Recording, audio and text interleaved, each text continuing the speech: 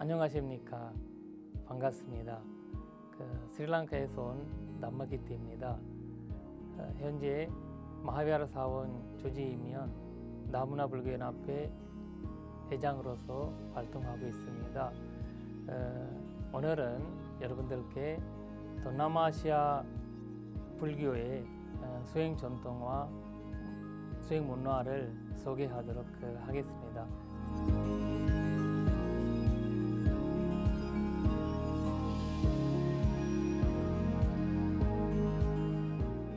제가 스리랑카 출생이면서 스리랑카 스님으로서 많은 활동을 해왔는데 그런 경험을 바탕으로 해서 좀 말씀도 드리고, 그리고 역사적인 스리랑카 나라라는 거 어떤 건지도 소개하면서 강의를 하도록 하겠습니다. 사실 스리랑카에 있는 불교는 이제 산자부 불교라고 하거든요.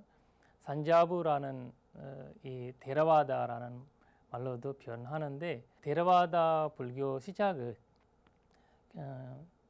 1차 기열집부터 해서 3차 기열집에 몽골리 부다디스 스님께서 암송에서 마힌다 장로로 인해서 스리랑카로 전달받는 그 불교 전통이 바로 산자부 불교라고 얘기를 하고 있습니다. 특히 스리랑카 역사 기록되어 있는 니파완사, 마하완사, 그리고 졸라완사 같은 책들에서 그런 기록을 얘기하면서 전 세계적으로 지금 스리랑카라는 나라를 그렇게 알고 있습니다. 스리랑카라고 할 때 여러분들께서 스리라는 말은 많이 익숙할 겁니다. 수리수리, 마하수리 이런 말을 전수경 얘기할 때, 독성할 때 여러분들께서 그런 말씀 많이 하시죠. 그 스리라는 거가 그때 스리라는 뜻이거든요. 그래서 훌륭하다, 좋다라는 말도 있고, 그 다음에 반영하다 이런 뜻도 갖고 있습니다. 그래서 랑카라는 거는 그냥 땅이라는 뜻이고요. 훌륭한 땅 이런 의미를 갖고 있고, 역사적으로는 스리랑카가 시엘라디바, 싱갈라족 민족이 대부분 있기 때문에 시엘라디바라고도 하고, 그 다음에 실론이라는 단어.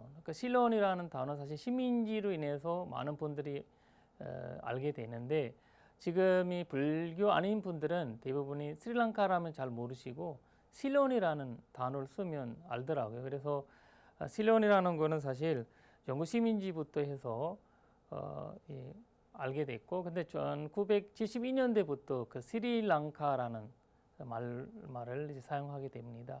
그래서 그리고 또 여러분들이 잘 아는 대성경전인 능가기용, 그래서 랑카 아바타라 수타 같은 거에는 보면 그 랑카 아바타라는 거는 부처님께서 스리랑카로 들어가셔서 이제 법문하셨다라는 그런 내용을 담겨 있는 랑카 아바타라 수타라고 스리랑카에서는 이런 해석도 하고 있습니다.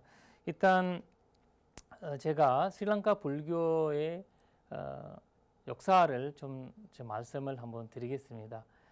사실 산자부 불교, 아까 말씀드렸던 산자부 불교는 1차 기열집부터 생긴다고 말씀드렸잖아요.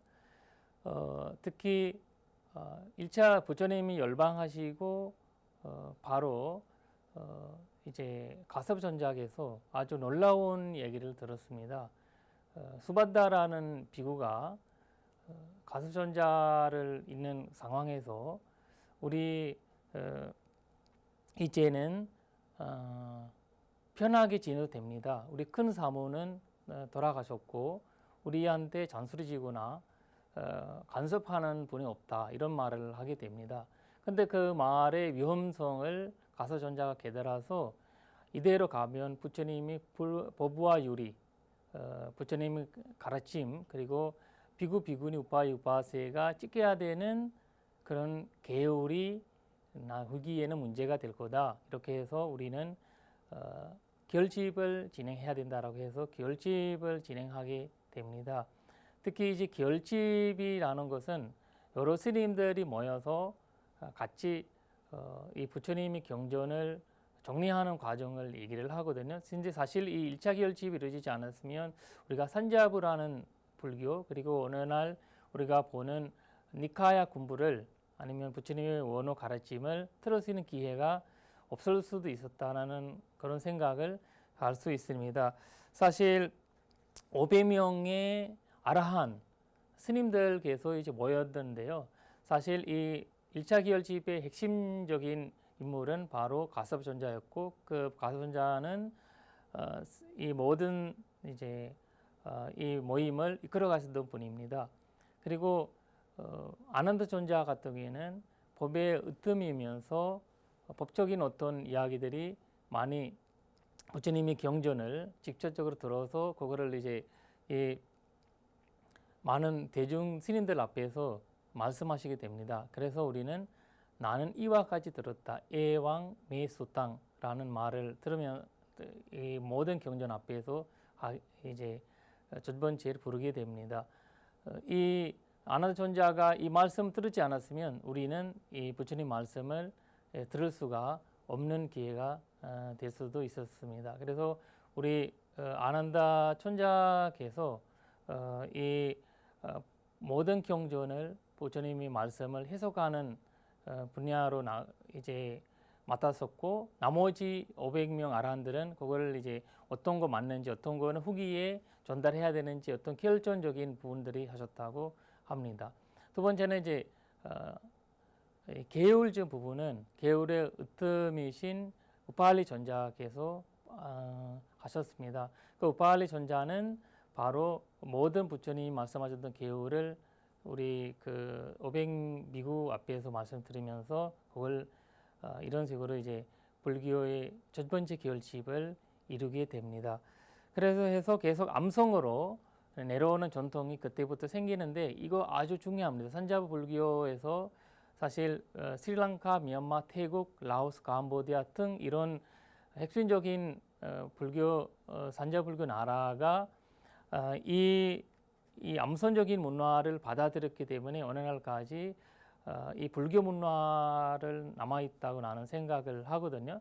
사실 이 1차 기열집에서 니가니카야라는 이제 경전이 아난드 장로와 그 제자들 이제 전통적으로 암송으로 내려오기 시작하게 됩니다. 그리고 마지마니카야는 사실 사리부타 존자의 제자, 사리부타 존자가 그때 안 계셨지만 제자들이 이어받게 되고요.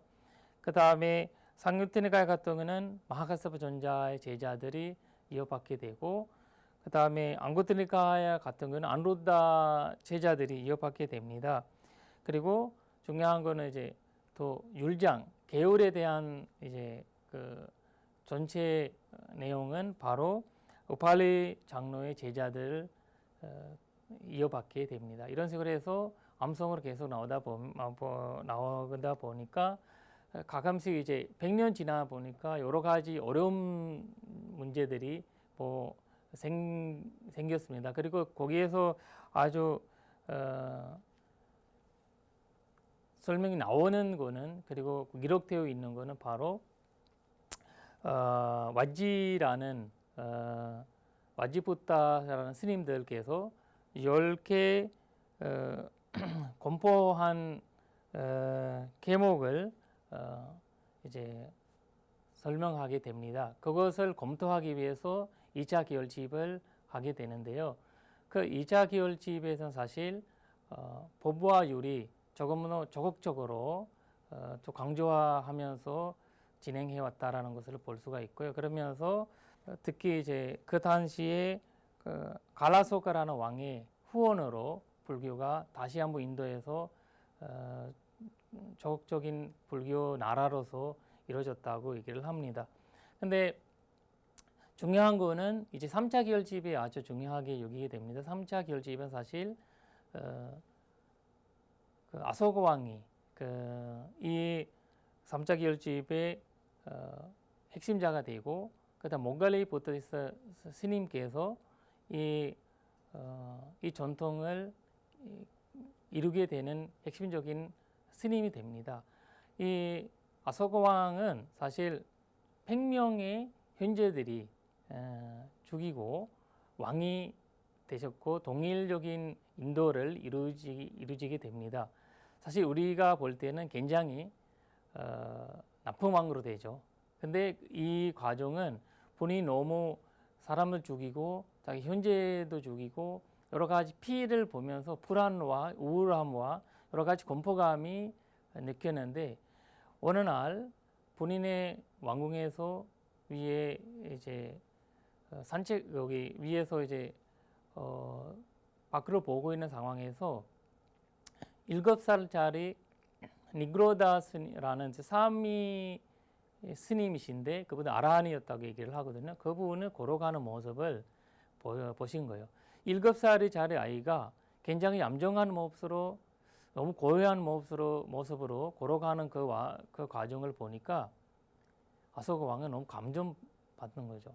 그래서 왕궁에 불러서 공양 올려서 얘기를 들어보니까 불교의 얘기 들었고 불교는 이렇게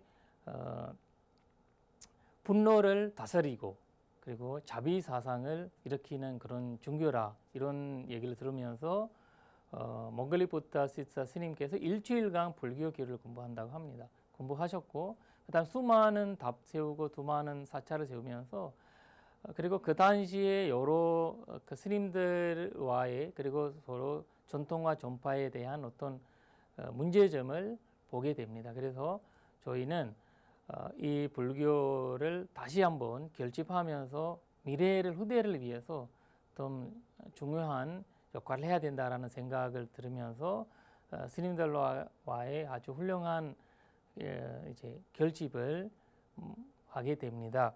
그 결집에서 아주 중요한 거는 바로 그 당시에 부처님이 비판하시고 부처님께서 거절하셨던 영월론, 단멸론, 퀴변론 이제 그런 어떤 이제 여러 가지 견해를 극단적인 견해를 가졌던 수행전독을 가졌던 스님들이 계셨다는 거죠.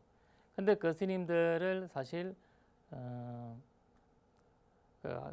6만 명이 흰색 옷을 입으시고 완수시켰다고 합니다. 그리고 나머지 1000명의 스님들과 함께 이 결집을 하면서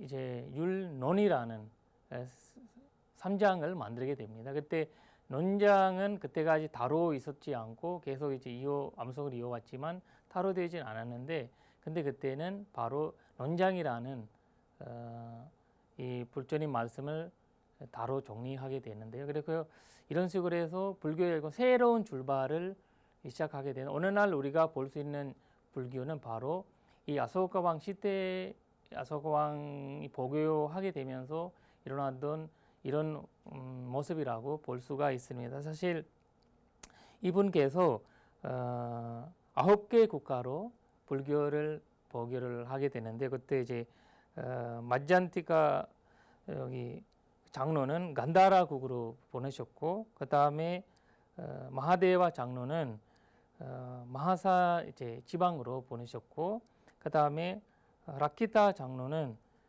와나와사 지방으로 보내셨고 이런 식으로 해서 이 9개 국가로 이제 불교를 보내는데 거기에서 스리랑카로 이제 마지막으로 이제 스리랑카로 불교를 보내게 되는데요. 전파하게 되는데요. 거기에서 중요한 거는 아소카 왕께서 스리랑카로 막바로 이제 불교를 보내고 그 다음에 히말라야 쪽으로 인해서 불교를 전파하시고 그 다음에 동쪽으로 해서 불교를 전파하면 이렇게 세 방향으로 불교를 전파하게 되면서 본인이 아소카 왕이 남마라자가 되시고 그 다음에 법의 왕으로 인정하게 됩니다. 사실 이 중요한 점 뭐냐면 여기에서 막바로 스리랑카로 불교를 들어오는 거는 바로 아소카 왕의 아들이신 마힌다 장로와 상가미타 장로의 이에서 받게 되는 거거든요.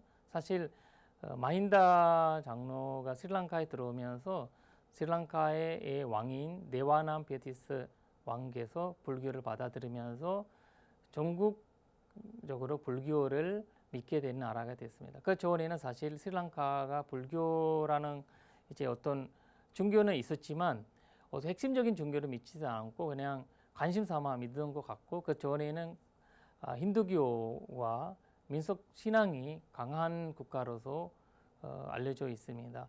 사실 이 마힌다 장로가 스리랑카로 오실 때 혼자 나온 거 아니고 5명의 이제 자기 이제 제자들과 같이 오게 되는데요. 그분들 인해서 불교를 보교를 하면서 최초로 스리랑카 스님이 비구 스님이 등장하게 되는데 바로 왕의 아들이지 아리타라는 왕입니다. 일단 이렇게 해서 스리랑카 불교를 시작해서 오늘날까지 제가 이 자리는 저까지 불교를 이뤄내려고 합니다. 그래서 이 불교 내려오는 과정을 아주 훌륭하게 우리가 이 줄을 아주 중요하게 생각을 하는데요. 그거 이제 데라 전통이라고도 하고 저의 스승님이 계시고 스승님의 또 스승님이 계시고 이런 식으로 스승님이 이렇게 스승님들 이렇게 들어가면서 바로 스리랑카의 첫 번째 스님이신 아리타 스님까지 연결됩니다. 아리타 스님은 바로 우리 그 마힌다 장로께서 줄가시켰고 마힌다 장로는 이제 모갈리포타디스 스님이 줄가시켰고 모갈리포타디스 있는 스님은 바로 우팔리 전자의 전통에서 내려오는 스님이시고 우팔리 전자는 사실 안냐 곤단냐 첫 번째 비구시진 곤단냐 스님께서 줄가시켰습니다. 이런 식으로 불교의 산자부 불교에 이제 이렇게 연계가 되는 아주 중요한 과정을 볼 수가 있습니다. 일단 여기에서 말씀을 드리고 싶은 그 중요한 거 하나는 스리랑카에서 불교를 받아들이면서 마힌다 장로 와서 처음에는 사찰이 사실 없었어요. 사찰이 없었으니까 그냥 코끼리당에서 주무시고 그 다음에 동굴이라든지 이런 곳에서 주무시고 수행하시고 계셨는데 그래서 메가와네라는 어떤 공원이 있었는데 그 공원에 이 마힌다 장로께서 이제 사찰을 지었게 되는데 그 사찰이 바로 마하비하라 대사바라고 이해합니다. 그 마하비하라 전통이 산자부 전통의 핵심이고 지금이 우리가 스리랑카에 남아있는 불교 전통이라고 볼 수가 있습니다.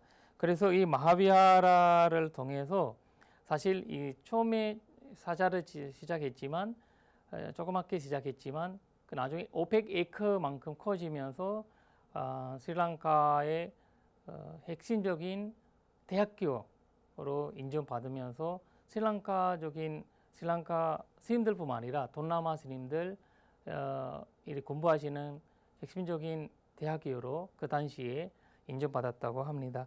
일단 거기에서 일어나는 아주 훌륭한 일은 그리고 스리랑카가 자부심을 갖고 있는 핵심적인 일은 바로 부처님이 말씀이 암송으로 내려왔다고 했잖아요. 그 암송이 내려왔는데 스리랑카 와서는 16개의 암송 전통이 마나카 전통이라고 하거든요. 그 마나카 전통 생겨서 그 암송으로 내려왔는데 그 내려온 것들이 기원전 1세기에 배엽경으로 기록하게 됩니다. 이 배엽경으로 기록하게 되면서 이 배엽이라는 나무잎에 야자라는 나무잎으로 만들어진 아주 똑똑한 방법이거든요. 기록하는 그 당시 중리 없었고 중리라는 과정이 없었기 때문에 나무잎에 새기는 전통이 만들어버린 것이 바로 이 3차 결집 이후에 스리랑카에서 일어나는 이 결집이라고 할 수 있거든요. 그래서 아주 그 당시에 중요한 거는 스리랑카 큰 문제가 있었습니다. 그 12년간 감옥이 있었고 인도 남쪽에서 전쟁 일어나면서 스리랑카를 지배하는 그런 과정까지 일어났습니다. 그래서 스님들이 이 위기를 극복하기 위해서 사실 이 경전을 기록해야 된다라는 생각을 하시게 됩니다. 그래서 스님들이 얼마나 어렵게 이 경전을 기록했다면 수많은 스님들이 죽어가는 상황에서 굶어 죽는 상황에서 이 기록을 하게 된다고 얘기했거든요. 그러면서 또 암송하시는 스님들이 이 점점 줄어가고 그리고 이 상황이 심각해지니까 암송한 스님들 중에서 질폐명 스님들께서 인도로 넘어가시게 되는데 인도 넘어가시면서 이 12년 있다가 이 스님들께서 다시 스리랑카 들어오셔서 이 스님들이 기록하셨던 이 부처님 말씀을 한번 확인해 보니까 한 글자 들리지 않고 그대로 기록되어 있었다고 이제 이야기 나옵니다. 일단 여기에서 중요한 거는 이 경전을 이 기록하는 자체가 쉽지 않은 과정이라는 거죠. 왜냐하면 이 하나하나 글자를 새기는 거고 그 다음에 띄어쓰기가 없는 거예요. 띄어쓰기가 생기면 이 양이 줄 양이 모자라고 그 다음에 이거를 글자가 완성될 때까지 어떤 글자라는지 보이지도 않고 나중에 마지막 단계에서 이 글자가 하얀 가루로 문질러 되면서 글자가 나타나게 되는 거거든요. 그러나 그만큼 아주 훌륭한 과정이고 그 기록되던 불교가 바로 미얀마, 태국, 캄보디아 이런 나라로 보교되면서 오늘날까지 서양의 기록까지 이제 로마나이스로 기록되는 이 니카야 경전 그리고 오늘날 이제 한국까지 들어와서 번역되어 있습니다. 그러니까 이렇게 기록되지 않았으면 만약에 우리가 이 경전을 볼 수 없을 수도 있다는 것을 보여줍니다. 이제 중요한 거 하나는 이렇게 불교를 스리랑카로 들어오면서 이 스리랑카의 중심적인 불교가 마하비하라 전통의 중심적인 불교가 됐는데 거기에서 스리랑카의 이 전통을 지키는 것은 핵심이었고 그리고 부처님 말씀을 안전시키는 것이 중심이었습니다. 근데 시간이 지나니까 이 스님들끼리 서로 어긋남이 일어나고 서로 간에 갈등이 생기면서 스님들 일부가 바로 다른 사자를 만들게 됩니다. 특히 이 과정은 스리랑카의 왕이 왈감바 왕께서 이 배업경을 기록하는 선지 후원을 했지만 본인이 전쟁이 지어서 이제 도망가는 상황에서 어떤 이제 그 야이나기요 야이나기 수행자가 이 꼬만 궁이 어디 도망갔냐 이런 식으로 말을 했대요. 그래서 왕이 이런 가슴 아픈 이 이야기를 들으면서 언젠가는 내가 여기 나라를 다스리게 되면 바로 이 사원을 없애고 불교 사원을 만들 거라는 이제 다짐을 하셨다고 합니다. 그래서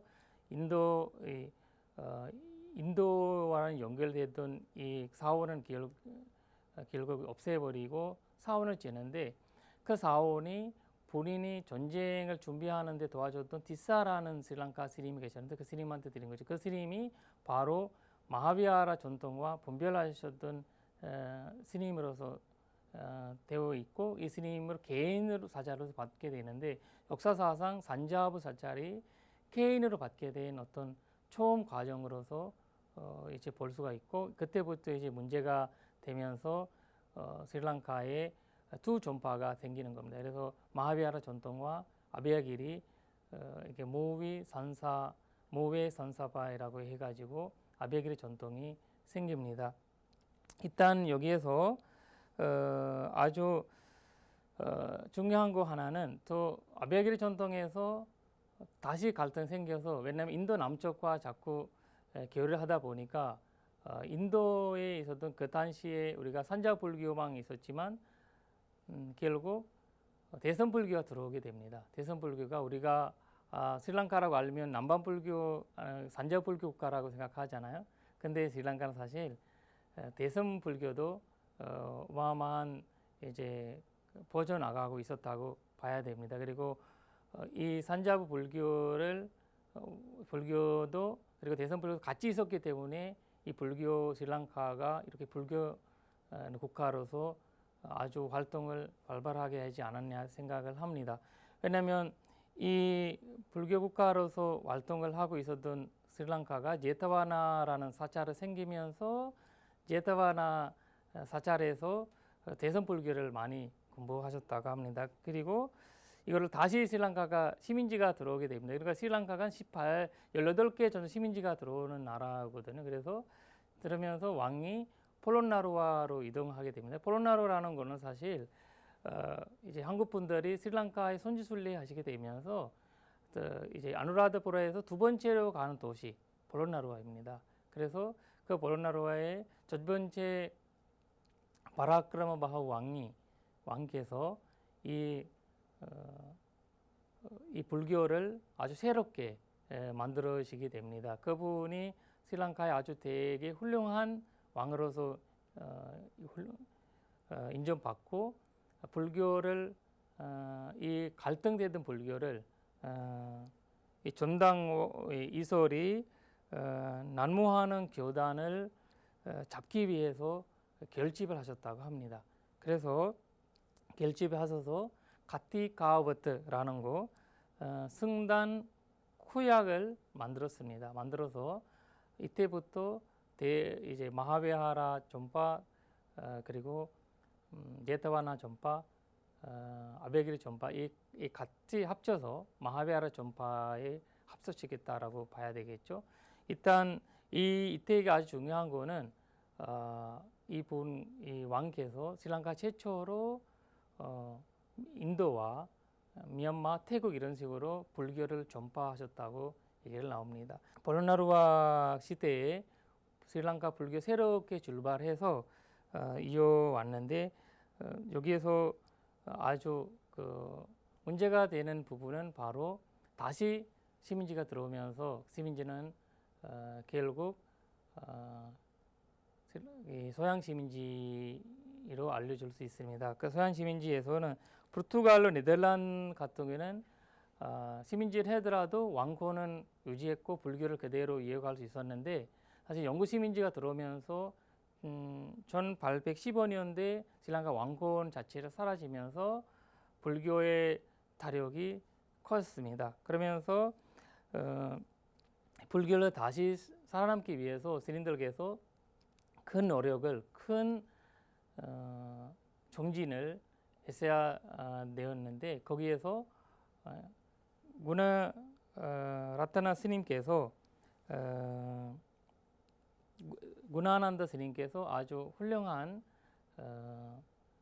가르침을 하는 겁니다. 그것은 바로 이 독립운동을 하면서 이 우리 불교를 믿을 수 있는 불교의 전통을 계속 이어갈 수 있는 방법을 있어야 된다. 그렇지 않으면 앞으로는 이 불교를 없어지고 기독교 나라로 전주교 나라로 이런 식으로 된다라는 발언을 하게 되는 거죠. 그러면서 영국 정부에 제안을 하게 됩니다.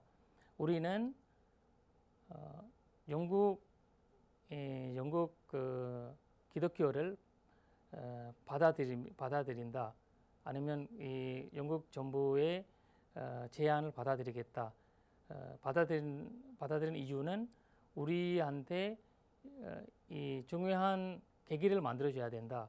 그 만들어지는 계기는 뭐냐면 우리 목사님들과 스님들의 어떤 논쟁이 만들어주면 우리는 거기서 치면 한복을 하고 만약에 우리가 이기면 우리 방식으로 공부를 할 수 있게 부처님 말씀을 다룰 수 있게 도와주세요 이런 말씀하십니다. 그래서 결국 이 영국 정부에서 좋은 기회라고 생각하시고 목사님들이 우습게 본 거죠. 스님들은 우습게 보고 그래서 스님들께서 암송 전통적인 문화가 있어가지고 이 성경을 다 외워버렸습니다. 외워버리고 목사님들이랑 이제 논쟁을 하게 되는데 논쟁을 하게 되면서 목사님들은 사실 일주일간 이거를 대중 앞에서 많은 사람들 앞에서 이어지게 됩니다. 근데 그것을 일주일 지나가니까 목사님도 안 오는 거죠. 왜냐하면 불교는 이분들이 모르는 거고 처음 알았던 종교고 스님들은 성경 다 알고 외우고 공부했던 거예요.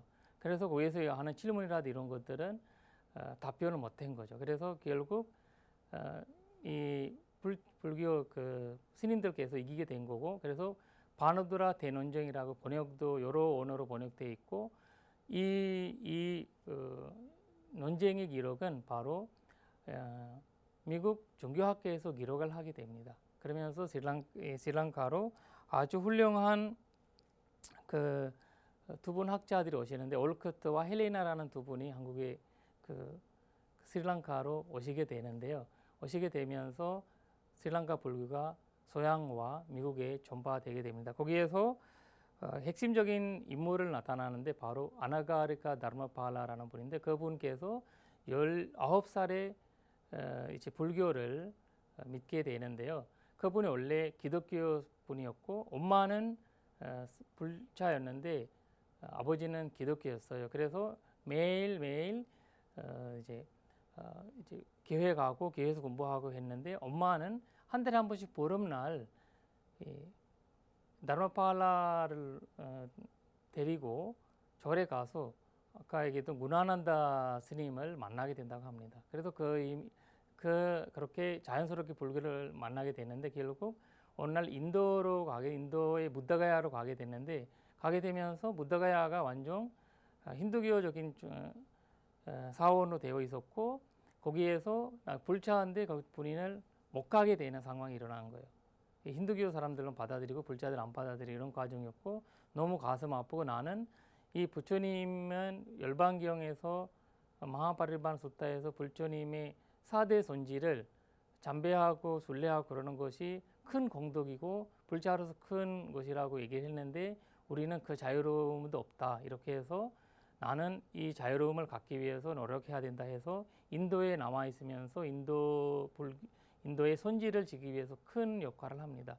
결국 이 다르마팔라는 아나가리카라는 말을 합니다. 아나가리카라는 것은 결혼하지 않고 독자적인 수행을 하는 분이고, 나는 불교를 위해서 내 삶을 바치겠다, 목숨을 바치겠다라는 그런 거 하면서, 어느 날 우리가 인도 선지 순례 갈 때 이 4대 선지, 발대 선지 가서 지금 잠배할 수 있는 것은 바로 이 다르마팔라 때문이라고 말씀을 드리고 싶습니다. 결국 이분이 나이가 60대에서 스님이 되셨는데, 스님 되시면서도 그 전에도 강사로서 전 세계 다니면서 영국, 미국 이렇게 다니면서 일본 다니면서 강의를 하셨습니다. 특히 이분의 아주 중요한 역할이 나타나는 것은 하와이 가서 하와이 왕비한테 강의하고 법문을 하게 되는데요. 하와이 왕비가 어떤 분노심으로 인해 가지고 많은 역할을 이제 많은 사회적인 문제를 일으키고, 주변에 자기 제자들든 자기 본인의 옆에 있는 모든 분들을 잘라버리고 그 다음에 때리고 여러 가지 활동을 하게 되는데, 결국 가슴을 아파하고 우울하고 그런 시기를 보냅니다. 그러면서 여러 방법을 써보는데 안 돼가지고 이 다르마팔라를 모시고 와서 다르마팔라 강의 들어서, 당신의 종교에서는 화를 다스리는 방법이 뭐냐 이렇게 해서 자유명상을 가르치게 됩니다. 자유명상 6개월 하게 되면서 이분이 마음의 안정을 잡으면서 나는 불교를 위해서 뭐 해야 되냐라고 얘기를 하실 때, 결국 다르마팔라께서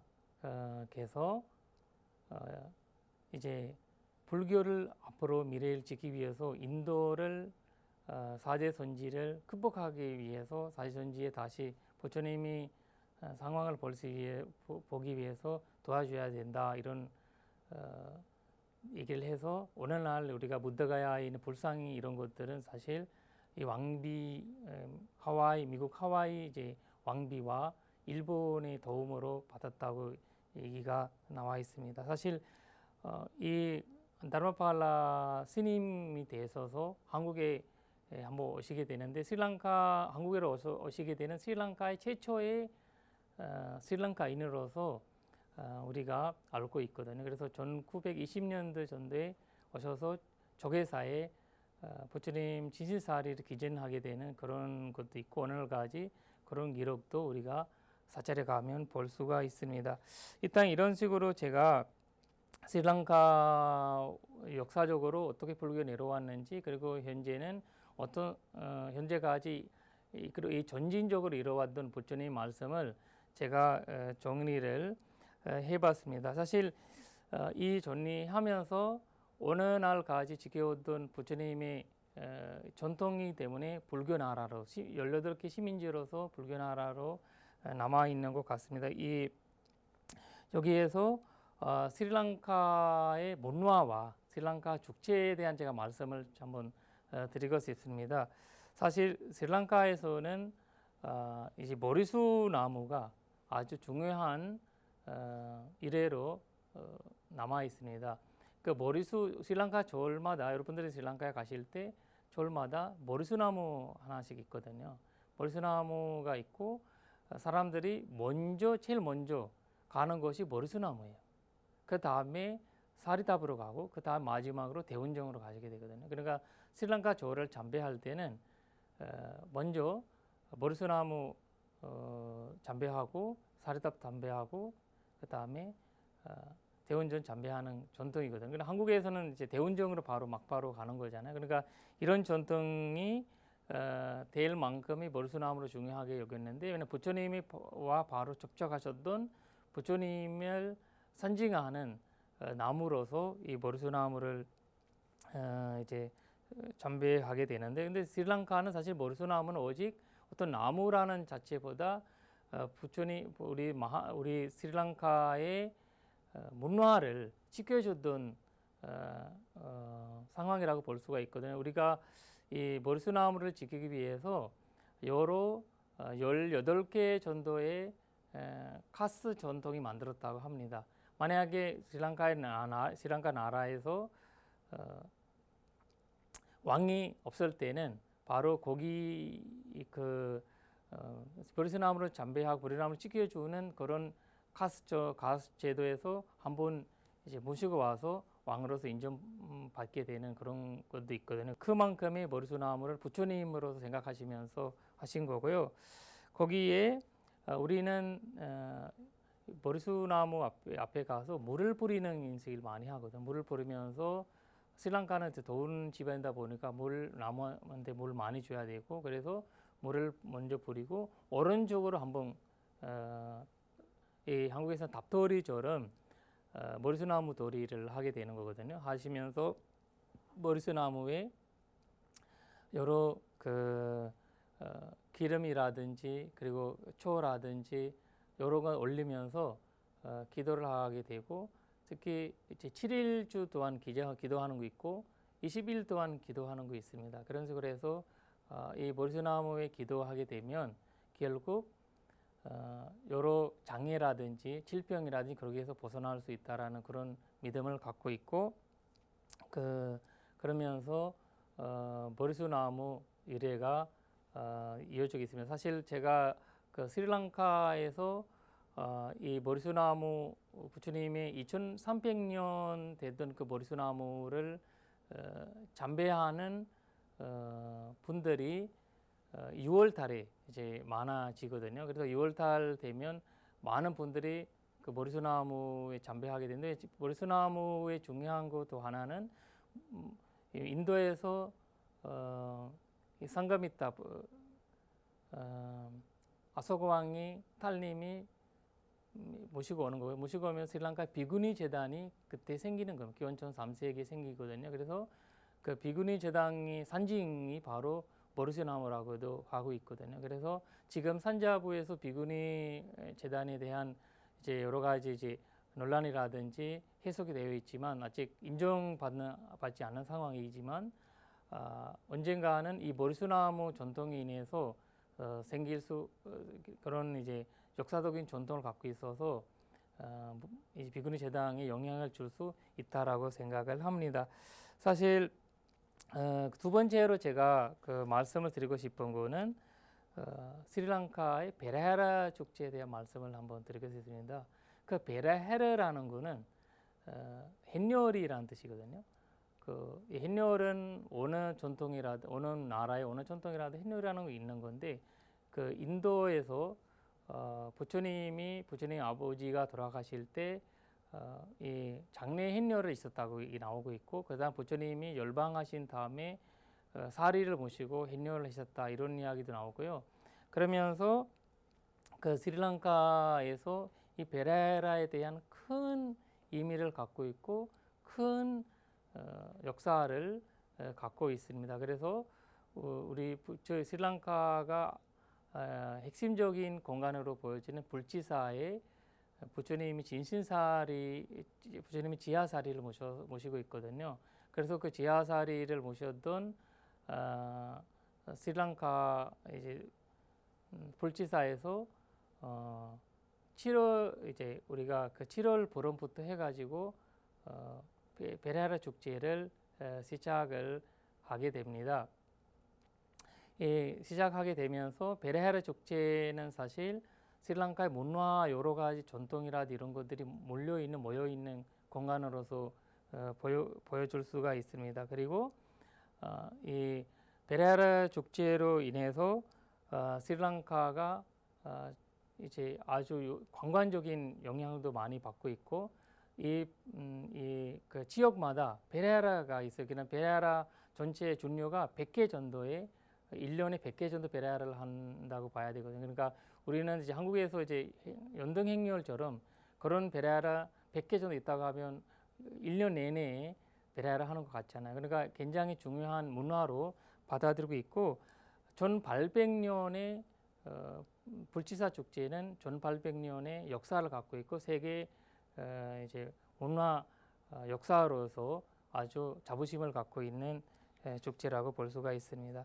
일단 이처럼 스리랑카의 베레하라는 가장 이제 중요한 축제뿐만 아니라 스리랑카의 문화 개발까지도 도움을 주었다고 볼 수가 있고, 우리는 오늘날은 옛날부터 전통적으로 내려오는 그런 악기를 다루는 분들, 장구를 다루는 분들, 그 다음에 긴팔을 가져가는 분들, 이런 식으로 해가지고 그런 전통이 아직까지 남아 있습니다. 이런 식으로 해서 스리랑카 그 불교 축제에서 아주 중요한 축제로 이 베레하라 축제를 여길 수가 있습니다. 그리고 제가 그 스리랑카 그 승가의 수행 방법에 대한 이제 간략하게 말씀드리겠지만, 내가 앞으로 이제 미얀마와 태국에 대한 말씀드리면서 스리랑카와 비교하면서 서로 간의 전체적인 정리를 제가 할 건데요. 사실 스리랑카는 원래부터 지금 역사적으로 말씀해 보면서 여러분들이 이해가 됐던 거 하나는, 스리랑카는 교학의 나라로서 알 수가 있다는 거죠. 명상보다는 교학을 많이 공부했고 경전을 독송하고 경전을 공부하고 이런 이제 교학의 나라로 됐다는 거죠.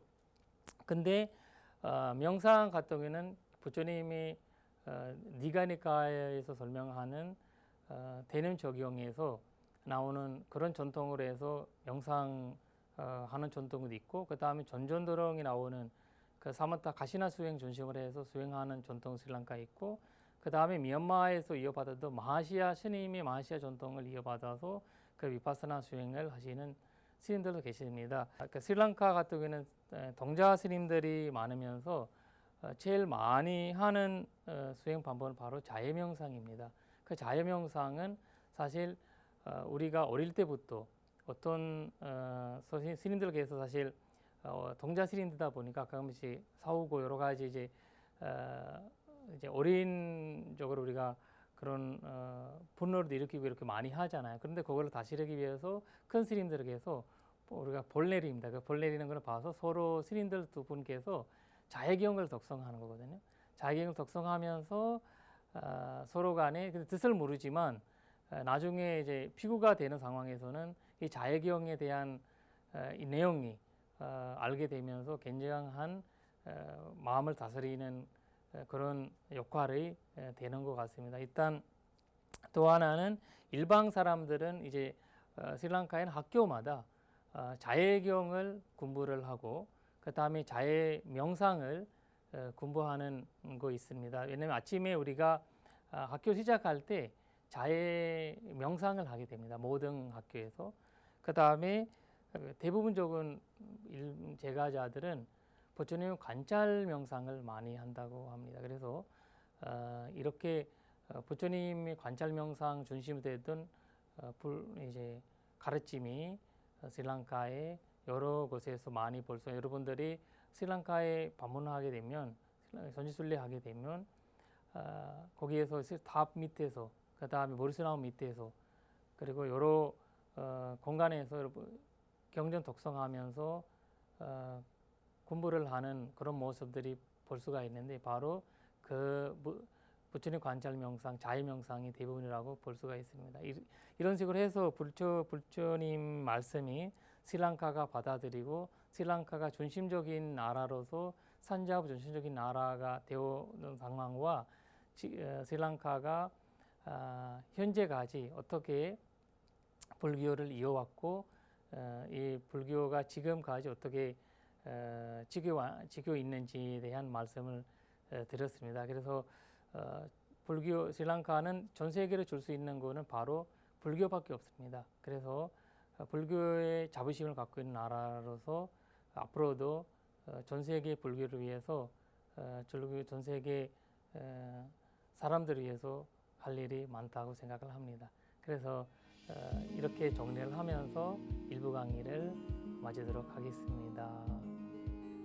사두 사두 사두 감사합니다.